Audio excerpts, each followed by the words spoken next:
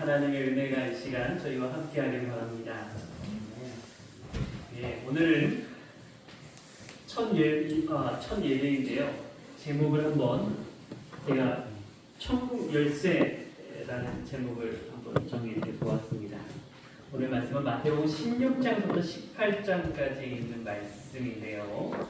먼저 우리 성경을 다 같이 한번 봉독해 보도록 하겠습니다. 우리 한번 다 아는 말씀이지만 13절부터 17절까지 한번 입을 맞춰서 한번 읽어보도록 할게요. 자, 시작. 예수께서 가이사랴 빌립보 지방에 이르러 제자들에게 물어 가라사대 사람들이 인자를 누구라 하느냐. 가로되 더러는 진리 요한, 더러는 엘리야, 어떤 이는 에레미야나 선지자 중에 하나가 하나이다. 가라사대 너희는 나를 누구라 하느냐. 시몬 베드로가 대답하여 가로되 주는 그리스도시요 살아계신 하나님의 아들이시니이다. 예수께서 대답하여 가라사대 과연아 시몬아 내가 복이 있도다. 이를 내게 알게 하니는 혈육이 아니요 하늘에 계신 내 아버지시니라. 또 내가 내게 이르노니 너는 베드로라. 내가 이 반석 위에 내 교회를 세우리니 음부의 권세가 이기지 못하리라. 아멘. 여기까지만 우선 먼저 읽어보도록 하겠습니다. 우리 다 같이 마음을 여는 기도를 하도록 하겠습니다. 기도하겠습니다. 하나님 아버지, 저희 이제 성경을 펼쳤습니다. 말씀 속에서 하나님, 저희 마음속에 하나님께서 말씀하여 주시고 또한 주님의 성령의 임재하심이 이 시간 저희와 함께하여 주시옵소서. 하나님의 은혜와 축복 오직 하나님께서만이 영광받아 주시오기를 바랍니다. 또한 우리가 주의 말씀을 잘 깨달아 알기를 성령 하나님께서 또한 가르쳐 주시옵소서. 이 시간 주님께 모든 것을 맡기며 우리 모두 예수님의 이름으로 기도드렸습니다. 아멘. 오늘 이 시간 정말 여러분 하나님께서 시간 속에 하늘문을 여시거든요. 이 시간 속에 하늘문이 열려서 지금 이 지상으로 하나님께서 하나님의 영광이 이 시간 이 장소에 함께 하시길 바랍니다. 아멘. 우리 마태복음 16장을 보게 되면요, 예수님께서 이제 곧 어디로 가셔야 되냐면 이제 십자가로 향하시고 예수님께서는 이제 지상에서의 사업을 마치시고 이제 하늘로 올라가셔야 합니다. 자, 그런데 여러분 제자들의 상태가 제자들에게 이 선교 사업을 맡길만 할까요? 여러분은 어떻게 생각하세요? 여러분이 만약에 예수님이라면 이 12명의 제자에게 이 지상 선교 사업을 여러분은 똘커니 떡 맡기겠어요? 맡길 것 같아요? 아니면 충분할까요? 아니면 불충분할까요? 믿을 수 있을 것 같기도 하고 믿을 수 없을 것 같기도 하고 그렇습니까? 여러분은 어떠세요? 예수님께서 이제 이 지상의 모든 사업을 제자들에게 맡기셔야 될 때에 비로소 예수님은 제자들에게 묻습니다. 자, 이제 예수님은 이제 십자가를 향하시고 이제 하늘로 올라가셔야 돼요. 그때에 제자들에게 묻습니다. 가라사대 사람들이 인자를 누구라 하느냐. 사람들이 예수를 누구라 하느냐. 그러니까 다 제자들이 말합니다. 더러는 친밀이와 더러는 엘리야, 어떤 이는 에레미야나 선지자 중에 하나라 하나이다. 여러분 이게 무슨 뜻이죠? 예수님이 보니까 대단한 선지자야. 그리고 설교 말씀 드리니까 아주 기가 막혀. 설교 정말 은혜롭게 해. 이게 다였나요? 아니었죠? 예수님이 다시 묻습니다. 자, 그러면 너희는 나를 누구라 하느냐라고 했어요. 예수님이 누굽니까? 예수님이 누구죠? 그때 베드로가 말합니다. 주는 누구라고요? 그리스도시요 살아계신 하나님의 아들이다. 여러분 이거요 굉장히 어려운 말입니다. 쉽게 이해할 것 같은데 상당히 어려운 말이에요. 이 베드로가 이 말을 한 건요 쉽게 한 말이 아니에요. 사실은 뭔가를 여러분 우리 제자들이 우리가 생각할 때는 어부들이고 무식하다라고 생각할지 모르지만 최소한 이 제자들은요 우리가 알고 있는 지식보다는 더 월등합니다. 왜냐하면 그들은 누구였냐면 유대인이었기 때문이죠. 기본적으로 유대인이라는 것은 성경적인 기본적인 바탕이 다 돼 있었어요. 근데 우리는 지금 사실 솔직히 말하면 기본적인 바탕이 없다 보니까 주는 그리스도시요 살아계신 하나님의 아들이라는 말, 이 말 자체도 이해하는데 좀 버거워요. 그럼에도 불구하고 베드로는 아주 정답을 이야기합니다. 주는 누구라고요? 그리스도시라고. 근데 그리스도가 되기 위한 속성이 뭐냐면 하나님의 아들이어야만 되는 거예요. 자, 그런데요. 이렇게 딱 얘기했는데 예수께서 대답하여 가라사대 가요나 시몬아 내가 복이 있도다. 이를 네게 알게 한 이는 누가 아니라고요? 혈이 아니라 하늘에 계신 내 아버지십니다. 야, 이건 진짜 이거 어떤 성경적인 지식 갖고 한 게 아니라 이건 하나님의 성령의 음성으로 뭐 한 거야? 내게 가르쳐준 거야. 이제 그럼에도 불구하고 사실은 정답을 말했음에도 불구하고 베드로는 사실 이 말에 대한 완벽한 이해는 사실 하지는 못했어요. 여러분 그리스도라는 뜻이 여러분 뭔지 아십니까? 그리스도. 예수님은 그리스도세요. 이게 쉽게 말하면 무슨 말이냐면 예수님이 십자가에서 우리의 죄를 사하시고 부활하셨어요. 부활하셨을 때 영으로 부활하셨어요? 육체로 부활하셨어요? 육체로 부활하셨죠? 다시 살아나셨잖아요? 근데 그분이 왜 그럼 지상에 안 있고 왜 하늘로 올라가야 되죠? 왜 더 이상 제자들과 같이 있지 않고 왜 하늘로 올라가야만 되는 거죠? 왜 그러죠? 그 이유가 뭐죠? 그 이유가 뭐예요? 주는 누구요? 그리스도시요라는 것은 예수님이 하실 일이 있어요. 사역이 있어요. 그리스도라는 것은 예수님은 더 이상 이제 지상에서의 십자가에서 자기 할 일을 다 하셨고 이제 마지막으로 어디 가셔서 일을 해야지 돼요? 하늘로 가셔서 하나님의 일을 하셔야지 돼요. 하늘에서 예수님이 하실 일이 있으세요. 그러니까 예수님께서는 우리 이 지상에 있어가지고 우리의 뒷사거리를 하시는 분이 아니에요. 쉽게 말하면 예수님은 이제 누구로서? 하나님으로서 또 그리스도로서 예수님의 사역, 예수님의 하나님의 일을 사역을 하시기 위해서 어디 가셔야만 돼요? 하늘로 가셔야만 돼요. 자, 그러면서 말합니다. 18절 또 내가 내게 이르니 너는 베드로라 내가 이 반석 위에 뭘 세우겠다? 교회를 세우니. 예수님께서 하늘로 가셔가지고요 그냥 무턱대고 뚝 올라간 게 아니라 하늘과 땅을 연결할 수 있는 연결고리를 딱 만들어 놓고 뭐예요? 올라가시는 거예요. 그러면서 내 교회를 세우리니 무슨 권세요? 음부의 권세가 이기지 못하리라. 예수님께서 하늘로 올라가신 이유는 하늘의 뜻이 어디서 이루어지기 위해서? 땅에서 이루어지게 하기 위해서 그리스도로서 이 사명을 가지고 뭘 세우셨어요? 교회를 세우셔서 음부의 권세, 죄의 모든 권세를 이기려고 계획하셨죠. 여러분 그런데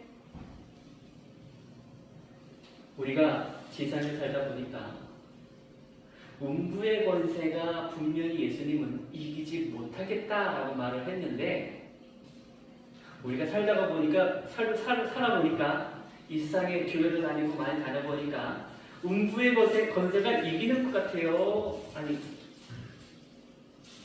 우리가 음부의 권세를 어떻게 해요? 이제 눌려서 이기는 것 같아요? 아니면 음부의 권세가 우리를 그냥 누르는 것 같아요? 여러분들은 어때요? 분명히 예수님이 약속하셨어요. 음부의 권세가 뭐하지 못한다고요? 이기지 못한다. 자, 그런데 우리가 하나님께서 여기서 아주 그냥 그러면 음부의 권세가 이기지 못하게 할 수 있는 아주 처방을 해주세요. 처방을 딱 어떻게 할까요? 그게 뭐냐면 19절에 보니까 내가 뭘 주겠다? 천국 열쇠를 내게 주리니 내가 땅에서 무엇이든지 매면 하늘에서도 매일 것이요. 자, 지금 예수님은 하늘에 계시고 우리는 땅에 있죠. 우리 땅에서 무엇이든지 매면 뭐가 움직여요? 하늘이 움직이는 거예요. 하늘이 움직여서 이 땅을 움직이게 하는 거죠. 그럼 예수님께서 우리에게 약속하신 것이 뭐죠? 천국 열쇠를 약속하셨어요. 여러분 천국 열쇠 받으셨나요? 여러분 천국 열쇠 저는 여러분들이 꼭 받게 되기를 바랍니다. 그래서 천국 열쇠가 무엇인지를 우리가 한번 알게 되기를 원합니다. 자, 마태복음 16장에서 드디어 예수님이 제자들에게 뭘 줬어요? 천국 열쇠를 탁 줬어요. 근데 제자들이 이걸 알았을까요? 몰랐어요? 천국 열쇠가 뭔지 잘 몰랐어요. 자, 그러면서 이제 계속 진행이 되어집니다.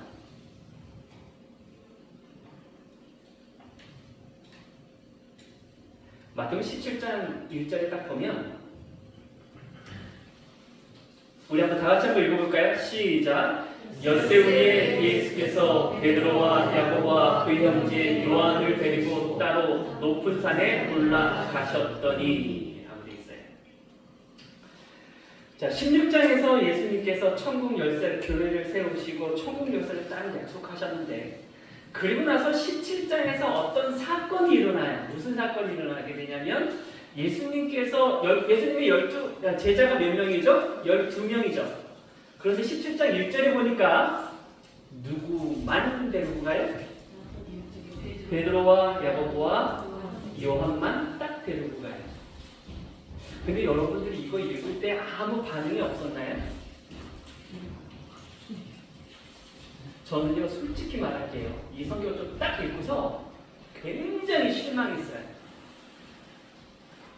제자들 몇 명인데 12명인데 누구만 쏙 빼갔어요? 3명만 쏙 빼서 데려갔어요. 그럼 나머지 9명의 제자는 뭐예요? 어디 꼬다는 보리자루에? 그들은 믿음이 세 제자보다 좀 약했어요? 아니면 그들은 하나님의 사명을 감당하기엔 좀 부족했어요? 여러분 그렇다고 생각하세요?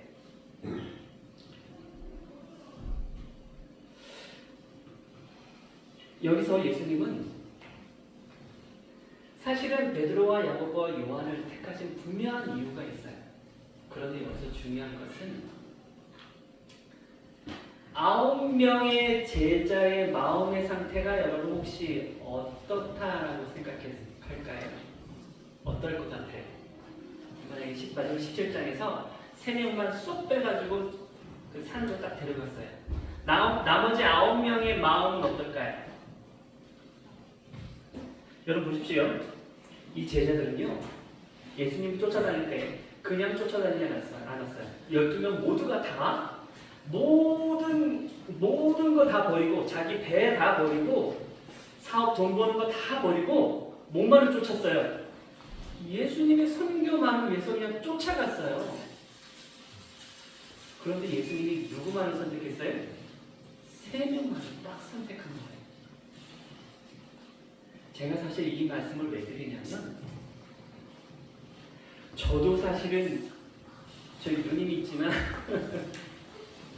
24살에 저도 군 제대하자마자 무조건 하나님의 일을 한다고 지금 생각하면 미친 짓이죠. 그런 사람 없어요. 그런 사람 같아요. 모든 거 다 버리고 그냥 임마누엘 선교단에 그냥 올인을 했어요. 돈도 안 벌고 무슨 뭐 사업적으로 무슨 뭐 공부할 생각도 안 했고 그냥 하나님의 선교만을 위해서 그냥 무조건 가가지고 거기서 그냥 그 장돌뱅이처럼 돌아다니면서 말 그대로 그렇다고 해서 신학을 공부해가지고 뭐 한 것도 아니고요. 일반 청년이 그냥 하나님의 일을 한다고 전도에 다니면서 성경을 가리키고 그냥 했어요. 여러분이 생각하면 이게 정상인가요? 정상은 아니죠. 제자들이 그랬어요. 제자들이요. 모든 거 다 버리고 누구만 쫓았어요? 예수님 쫓았다는 거예요. 제가 그랬거든요. 그런데 누구만 쏙 빼가요? 세 사람만 쏙 빼가봤어요. 하나님, 내가 하나님 위해서 모든 걸 다 버렸는데 왜 나는 선택하지 않았죠? 왜 나는 이렇게 버려두시죠?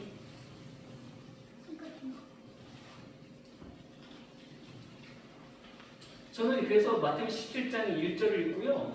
여러분들은 모르겠어요. 저는 이게 개인적인 제 경험이다 보니까 너무 서운했어요. 야, 예수님 이게 데려가려면 12명 다 데리고 가지. 그건 뭐 데려가는 게 어려워. 어차피 데려갈 거 다 데려가고 어차피 12명 다 있는데 12명 택했는데 다 데려가지 뭐 9명 무슨 뭐야. 그들은 뭐 믿음이 적어. 무슨 뭐 버릴 걸 안 버렸어. 뭐 기도를 할 걸 안 했어. 뭘 안 했어. 그런데요. 분명 여기에는 하나님의 예수님의 이 세 제자들을 위한 역할이 분명히 있는데 9명의 제자는요. 속이 어떨까요? 사실은요. 여러분 예언의 신에 보면요. 저는 이거 성경을 딱 읽고서 야 이거 분명히 뭐가 있어. 여기 분명히 뭐가 있어. 하고서 제가 예언의 신을 딱 읽었거든요. 저는 분명히 뭐가 있어 하면서 내가 발견한 것을 이건 내가 발견한 거야 하고서 내가 예언의 신을 딱 읽었는데 엘렌 지 화이트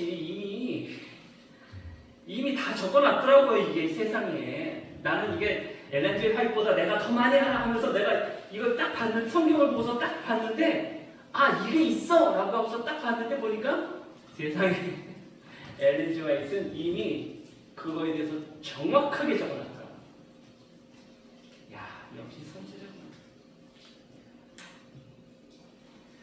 여러분 제자들의 마음이 여러분 이때 9명의 제자의 마음이 어떻겠어요?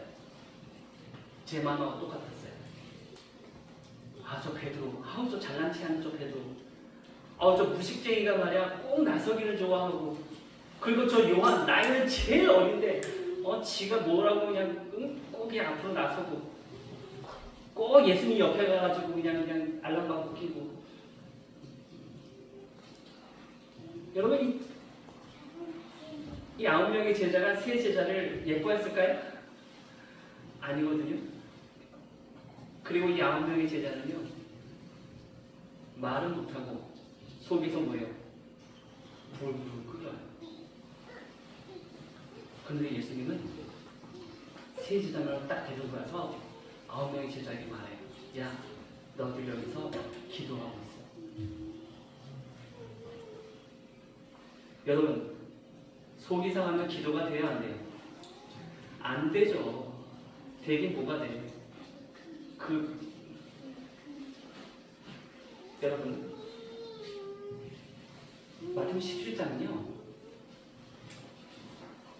이런 상태에서 어떤 일이 벌어지냐면요. 그들이 항상 했었던 성령의 역사가 이루어지지 않아요.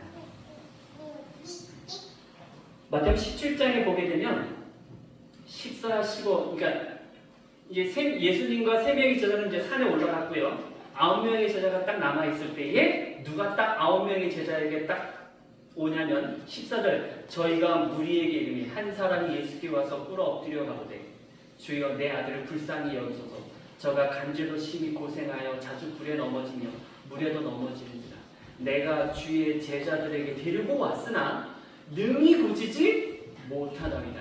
자, 이제 세 제자와 예수님이 이제 산에서 내려왔어요.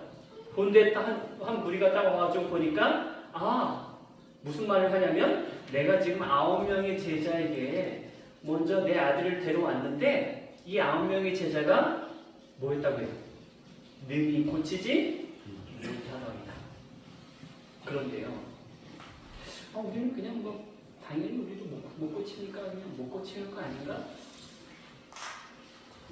그런데 성경은 이렇게 말합니다. 예수께서 대답하여 가로하되 뭐가 없다고요? 믿음이 없고 패역한 세대여. 내가 얼마나 너희와 함께 있으며 얼마나 너희를 참으며 그를 이리로 데려오라 하시다. 이 예수께서 꾸짖으신 귀신이 나가고 아이가 그때부터 나았다. 자, 그런데 분명 9명의 제자에게 데려왔는데 고쳤어요? 못 고쳤어요? 못 고쳤죠. 근데 우리가 생각해도 이건 너무나 당연하고 생각할지 모르지만 우리에게 그런 일이 없었으니까. 그런데요, 예수님은 이 제자들에게 그냥 혼내지 않아요. 뭐가 없다고요? 믿음이 없고 뭐한 세대라고요? 패역하다는 거 뭐예요? 불순종, 막 이런 나쁜 뭐라고 표현해야 될까요? 이 9명의 제자에게 그렇게 이야기한 거예요. 결국 이 제자들은 음부의 권세를 이겼어요? 못 이겼어요? 못 이겼어요. 성경은요, 그러면서 제자들이 예수님께 와서요 이렇게 말해요. 이때에 제자들이 종용이 예수께 나와 가로되 우리는 어찌하여 쫓아내지 못하였나이까? 우리는 어찌하여 쫓아내지 못하였나이까? 왜 우리는 음부의 권세를 이기지 못하고 왜 우리는 그렇게 성령의 능력이 없을까? 예수님이 이렇게 말합니다. 그것은 너희 믿음이 적은 용도이다. 진실로 너희에게 이르노니 너희가 만일 믿음이 한 겨자씨만큼만 있으면 이 산을 명하여 여기서 저기로 옮기라 하여도 옮길 것이요 또 너희가 못할 것이 없으리라. 여러분, 그런데요, 20절에 보게 되면 참 이렇게 성경이라는 것이 어려울 것 같아요. 여러분, 믿음이 도대체 얼마나 있어야 이 능력이 나타나는가요? 이 믿음이라는 게 굉장히 추상적이거든요. 제가 좀 약간 이 마가복음에는 9장 29절에는 이 말씀이 이렇게 되어 있습니다. 이르시되 뭐 외에는? 기도 외에 다른 곳으로는 이런 종류가 나갈 수 없느니라. 여러분, 그러면 제자들이 뭘 안 했다는 거예요? 기도하지 않았다는 것이고 믿음이 그들이 적었다는 것이죠. 그런데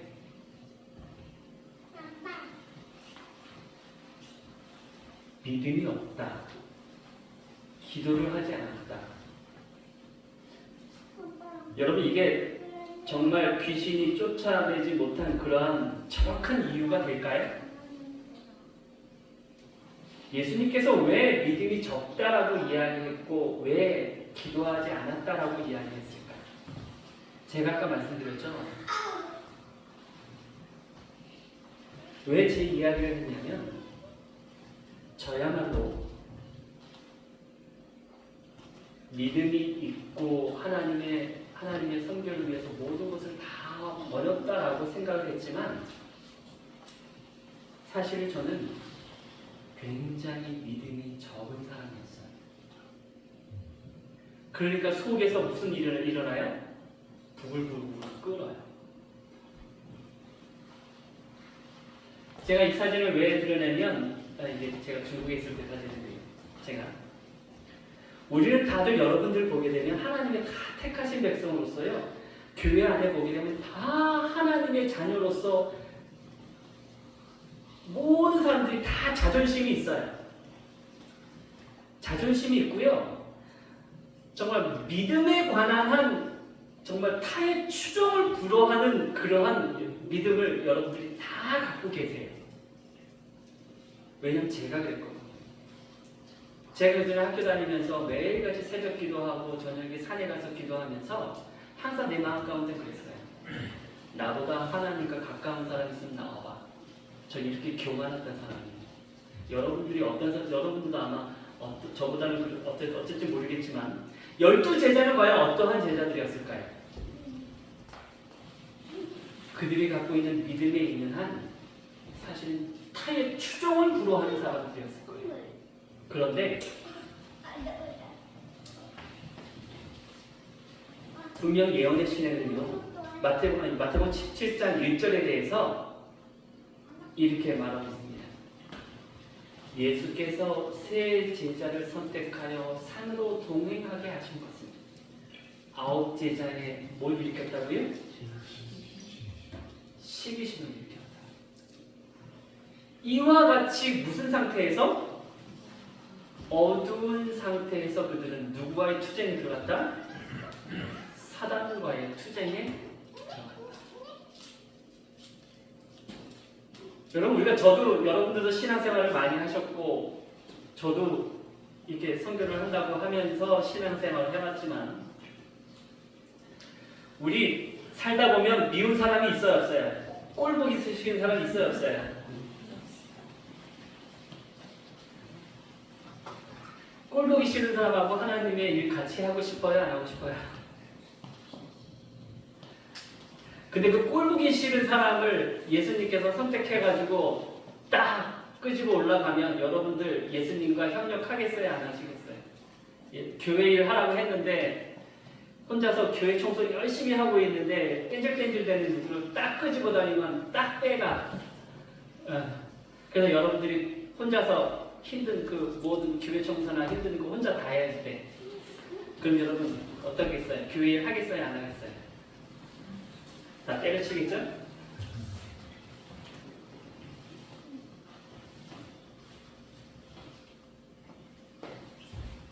그러니까 우리는 살아가면서 항상 그 뭐 때문에 우리가 계속 그 마음속에 그 스트러글 그게 있냐면 항상 내 자신에 대한 평가를 항상 상대방이 나를 무시했을 때, 인정해주지 않을 때 우리 마음이 굉장히 그 상처를 받거든요. 자, 보세요. 예수님 제자들이 어떤 말이냐면, 자, 그들은 자신을 어떻게 평가했다고요? 스스로 평가했고, 12제자들이 야, 나는 너희 제자들보다 다 못났다고 생각했을까요? 아니죠. 야, 나는 최소한 너보다는 나. 그리고 서로를 뭐 했어요? 평가했어요.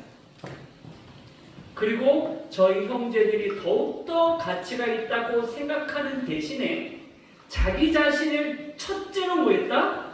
내세웠다. 자신들은 잘못 판단을 받았고 그들의 충성과 재능은 옳게 평가받지 못하였다고 생각하였다.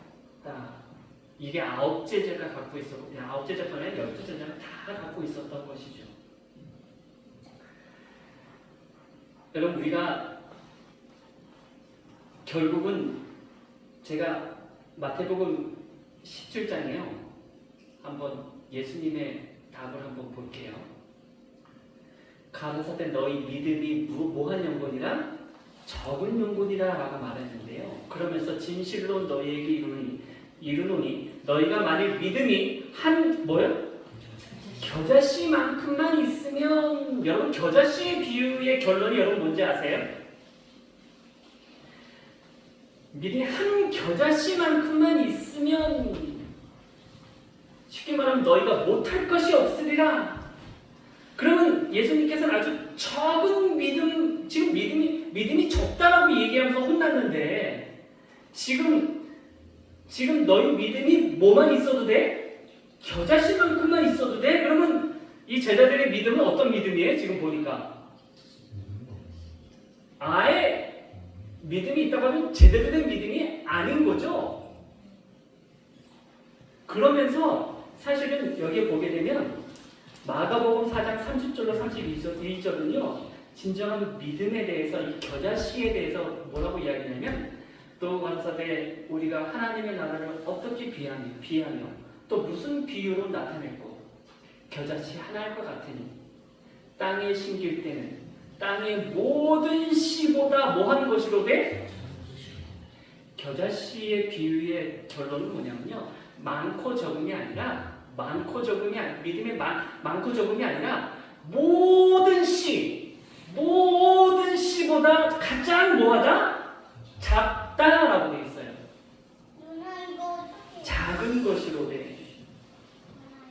여러분 우리는 정말 작은 존재라고 생각하나요? 가끔가다는 작다라고 말은 하는데 옆에 있는 형제와 비교할 때는 결코 작다라고 생각하지 않죠.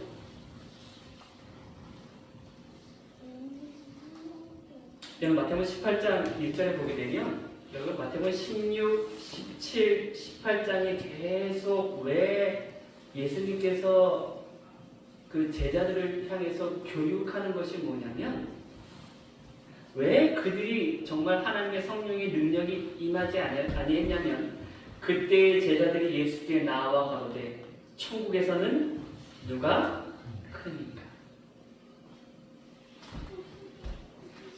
결국 그들은 자존심이 있었고 결국 내가 그들보다 뭐하다라고 생각하고 있어요? 크다라는 것이죠. 큰 슬픔의 그림자가 그들 위에 드리워졌지만 그들의 마음에는 뭐하는 정신이요? 경쟁하는 정신이 자리를 차지하고 있었다. 물론 제자들의 마음인데요. 여러분 보십시오. 제가 시대소망이 이렇게 되어 있습니다. 기도하고 그리스도의 말씀을 명심함으로써 믿음을 굳게 하는 대신에 그들은 낙담과 사사로운 불평에 사로잡혀 있었다. 여러분 우리는 낙담하고 혹 그 사사로운 불평에 잡힐 때가 있지 않나요? 예, 저도 솔직히 말하면 이럴 때가 많았어요. 그만큼 우리는 뭘 갖고 있지 않았어요? 믿음이 없었다는 사실이죠. 그러면서 다시 한번 예수님이 말합니다. 진실로 너희에게 이르노니 무엇이든지 너희가 땅에서 매면 하늘에서도 매일 것이요 무엇이든지 땅에서 풀면 하늘에서도 풀리리라. 이 말 언제 했던 거죠? 바로 16장에 교회를 세우면서 하신 말씀이죠. 그러면서 19절에 이것에 대해서 말을 합니다. 진실로 내가 다시 한번 내가 너에게 말하는데 너희 중 몇 사람이? 사람의 연합 중에서 최소 단위가 몇 사람이죠? 2사람이거든요. 결국은 땅에서 뭐하여?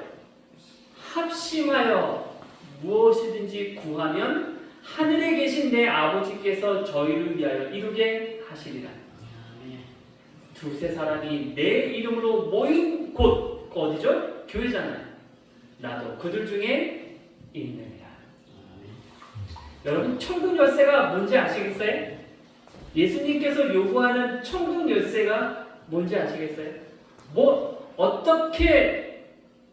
어떤 것이 과연 예수님께서 주신 천국 열쇠일까?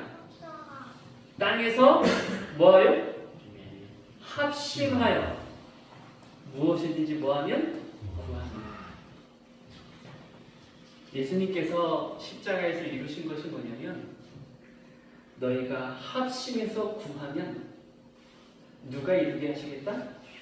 하나님이 내가 이루게 할 거야 라고 예수님께서 약속하셨다는 사실이죠. 그럼 우리는 왜 귀신을 이렇게 쉽게 말하면 병자를 고치고 귀신을 쫓아내지 못하고 어떤 성령의 역사가 일어나지 않는가? 결국은 뭐하지 않으니까요. 합심하지 못했기 때문입니다. 그래서 이 제자들은요 6월절 만찬 때에 아주 그냥 그 자존심의 절정을 이루어요. 6월절 만찬에 분명히 모든 것이 다 준비되었는데 누가 없었어요?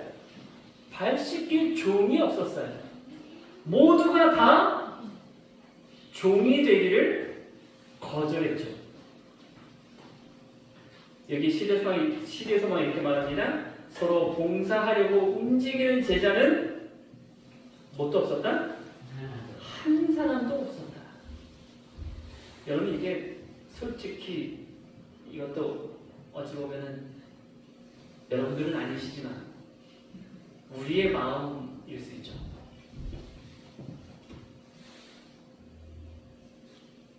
여러분 그러면 어떻게 예수님은 제자들을 과연 변화시키고 하나님의 참된 제자로 만들까요? 어떻게 만들까요? 예수님은 이 제자들을 이 자존심 강한 이 제자들을 어떻게 할까요? 저도 보면 교회를 다니다 보면요 정말 왕년에 한 가닥 한 사람들이 다 있어요. 교회 보면 왕년에 한 가닥씩 다 있어요. 장로님들, 집사님들 다 왕년에 한 가닥씩 다 있어. 그러니까 뭐가 강해요? 자존심이 엄청 강해요. 그 자존심 건드리면 어떻게 돼요? 교회 뒤집어져요. 교회 난리 나요. 교회 두 개로 쪼개져요. 세 개, 네 개로 막 쪼개져요.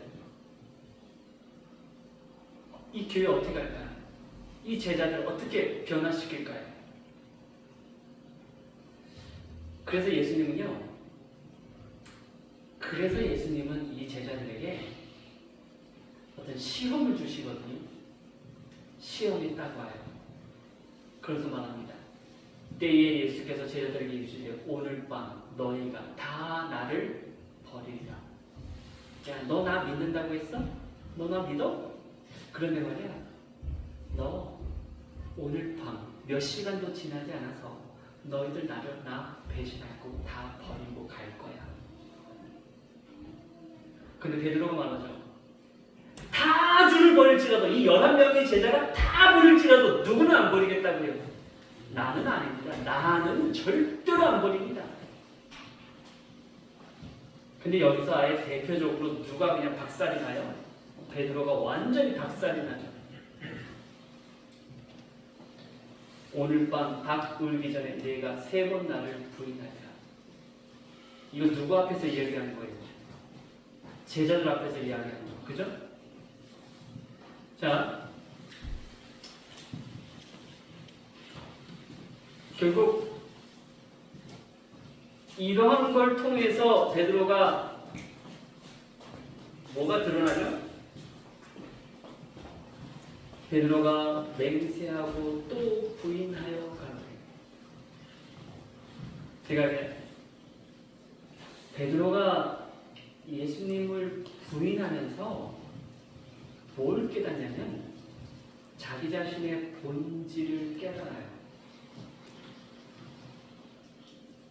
여러분 사실 우리는 우리의 본질을 깨달아야 돼요. 내가 믿음이 있고 하나님의 신앙이 있는 것 같은데 사실은 알고 보면 우리는 아무것도 없어요. 베드로는요 그러한 자기 자신의 본질을 완벽하게 봤어요. 그렇기 때문에 예수님이 제자들에게 말하는 게 뭐냐면 너희의 본질을 봐봐. 네가 정말 예수님을 믿는다고? 네가 정말 예수님을 하나님을 쫓아다니면서 정말 믿음이 있다고? 아니거든. 아니야. 그래서 예수님은요 제자들에게 부탁하는 거예요. 시험에 들지 않게 깨어있어 기도하라. 왜 제자들이 시험에 드는가? 결국은 본인들의 자존심이 살아있으니까요. 그렇기 때문에 그들은 항상 시험에 들지 않게 깨어있어 기도할 필요가 있었는데 그들은 뭐 하지 않았어요? 결국은 그들이 기도하지 않았다는 사실이죠. 여러분 유다와 그 제자들의 차이가 있거든요. 여러분들은 유다는 예수님을 팔았으니까 정말 큰 죄가 있다고 생각하지만 사실상 하나님 보시기엔 그러지 않아요. 분명 이 제자들이 예수님을 부인한 것과 완전히 저주하고 예수님을 거절한 것과 파란 것과 사실 별 다를 게 없어요. 그런데요, 분명 예수님이 제자들을 사랑했어요. 10에서만 제가 읽어드리겠습니다. 예수께서는 그의 영혼을 갈망하셨다. 그분은 운명지의 도성 예루살렘을 위하여 우셨을 때와 같은 부담을 유다에게도 가지셨다. 그분의 마음에는 어찌 내가 너를 버릴 수 있을까 하는 부르짖음이 있었다. 그 사랑의 강권하는 능력을 유다는 느꼈다. 구주의 손이 더럽혀진 발을 씻기시고 수건으로 닦으시는 순간 유다의 마음은 시존 그의 죄를 회개하는 충동으로 뭐했다? 떨리었다. 그런데 여기서 차이가 뭔지 아세요? 그러나 유다는 자신을 뭐 하려고 하지 않았다고요? 낮추려고 하지 않았다. 여러분, 그렇기 때문에 겨자씨의 비유를 이야기한 거예요. 천국에 어떤 사람이 천국을 들어가는가? 여러분, 그렇기 때문에요, 하나님의 제자는요, 예수님께서 요한복음 21장에 베드로를 다시 부르시면서 내 양을 먹이라고 말씀하셨을 때에 내가 날 사랑하느냐? 여러분, 예수님 사랑하시죠? 예, 사랑합니다. 그런데요, 성경은 분명히 말합니다. 사랑하는 자들아, 우리가 서로 뭐하자? 사랑하자. 그런데 성경이 이렇게 말해요. 사랑은 누구께 속한 것이다? 하나님께 속한 것이다. 이게 무슨 말이죠? 사랑은 누구께 속한 거라고요? 야, 사랑이라는 것은 네가 할 수 있는 존재가 아니야. 네가 사랑한다고? 네가 하나님을 사랑한다고? 네가 믿음이 있다고? 아니거든. 사랑은 누구께 속했다고? 나에게만 속한 거야. 너희는 뭐 할 수 없어? 사랑할 수 없어. 베드로가 여기서 완전히 깨지게 되는 거죠. 여러분, 성경은 그 답을, 자, 그래서 사랑하지 아니하는 자는 하나님을 알지 못하나니. 진정한 사랑이라는 것이 무엇인지 알지 못하니까 누구를 알지 못해요? 하나님을 알지 못하는 거예요. 그래서 사랑은 여기 있으니라고 말하죠. 사랑이 뭔가? 우리가 하나님을 사랑하는 것이 아니에요. 오직 하나님 우리를 모아서 사랑하사. 자, 베드로에게 분명히 말하잖아요. 내 양은 내가 나를 뭐하느냐? 사랑하느냐? 예, 사랑합니다. 하지만 그거는 진정한 사랑이 아니라는 거 누가? 주님이 더 잘 알지 않습니까? 자, 보십시오. 베드로가 뭘 깨달았어요? 모인 제자들 앞에서 예수님은 베드로의 회개의 깊이를 나타내셨습니다. 회개의 깊이가 뭐죠? 아, 내가 사랑할 수 있다라고 생각했었고, 내가 믿음이 있다라고 생각했었고, 내가 하나님을 믿는다라고 생각했는데 보니까 그게 아니었었죠. 한때 자만스럽던 제자가 얼마나 완전히 겸손하게 되었는지 보여주셨다. 그러면서요, 제가 하나님이 쓰시는 사람들의 자질이 뭐냐면요, 우리는 사람들이 그러잖아요. 정말 목사가 되더라도 목회 시험을 보게 되면요, 아, 정말 목회 시험 저도 봤지만 진짜 대단합니다. 예, 저도 영어 공부 안 했으면 저도 목회 시험 떨어졌어요. 정말 대단한 능력이 있는 사람들이 있어요. 그런데 하나님께서는요, 단 한 가지만 봐요. 하나님이 쓰시는 제자의 자질은 뭐냐면요, 딱 그 한 가지예요. 그가 겸비하고 뭐 한 까닭에? 회개 한 까닭에. 이 회개라는 게 여러분 뭔지 아세요? 내가 할 수 없어. 나는 사랑할 수 없는 존재야 라는 거죠. 누구만이 할 수 있어? 하나님만이 하실 수 있는 거야. 그래서 그게 경비하고 회개한 까닭에, 그전에는 베드로가 모든 걸 다 하려고 했거든요. 내가 할 수 있어. 나만큼 믿음 좋은 사람 있으면 나와. 나처럼 모든 것을 다 희생한 사람 있으면 나와. 그게 아니었어요. 베드로는 양치는 목자로서 그는 어느 때보다 잘 준비되어 있었. 그 준비라는 게 뭐죠? 이게 겸비하고 회개하는 까닭이었다는 사실. 그래서 베드로에게 봉사의 직분을 주시면서 그리스도께서 처음으로 그들에게 위탁하신 사업은 양들을 먹이는 일이었다. 베드로는 그 일에 거의 뭐가 없었다? 경험이 없었다. 예, 경험 없었어요. 경험해보지도 않았어요. 그 일에는 큰 주의와 친절 그리고 많은 인내와 참을성이 요구되었다. 그 일은 베드로에게 신앙이 미숙한 자들에게 봉사하고 무식한 자들을 가르치며 그들에게 성경을 풀이해주고 그들로 하여금 그리스도의 봉사 사업이 유용하게 되도록 교육하기를 요구했다. 지금까지 베드로는 그 일을 행하기에 적합하지 않았을 뿐 아니라 그 일의 중요성도 깨닫지 못하였다. 그러나 그 일이 예수께서 지금 그로 하여금 하도록 부르신 사업이었다.